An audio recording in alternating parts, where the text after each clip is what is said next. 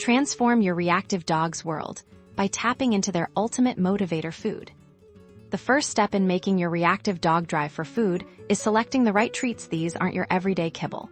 We're talking about tiny, irresistible morsels. They'll do almost anything for think small pieces of cooked chicken, cheese, hot dogs, or commercially made training treats with strong aromas. The key is that they're exciting, different from their regular food, and easy to eat quickly so the training session stays flowing. Next, we build positive associations for a reactive dog. The world can be full of scary things. We want food to become the star that makes those scary things a little less scary, or even good. Start in a calm, controlled environment. Away from any known triggers, hold a super tasty treat in your closed fist when your dog shows even a slight interest, like sniffing your hand. Offer the treat. Repeat this, letting them know that interacting with you and being near you equals delicious rewards. Now, let's introduce a marker cue. This is a consistent sound, like a clicker or a short word like yes.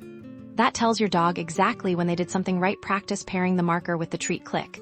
Then immediately give the treat. Do this several times, so your dog learns that the click or yes means a yummy reward is coming. This precise timing helps them understand which behavior earned the reward. Once your dog is consistently taking treats and responding to your marker, we can start shaping behaviors. If you want your dog to sit, for example, you can hold a treat at nose level and slowly move it up and back over their head. Their nose will follow, and their rear end will naturally lower the moment their bum touches the ground. Mark it with your clicker or yes, and give the treat. This is where their drive kicks and they'll be eager to figure out how to get that treat.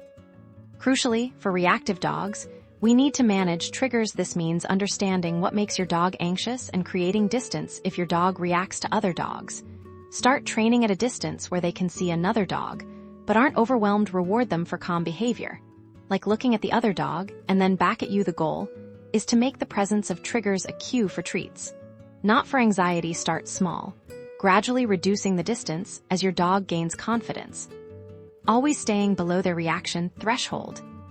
By consistently using high-value treats, building positive associations, and strategically managing their environment, you'll empower your reactive dog with confidence, reduce their anxiety, and foster incredible improvements in their overall behavior. This is a safe, rewarding journey for both of you.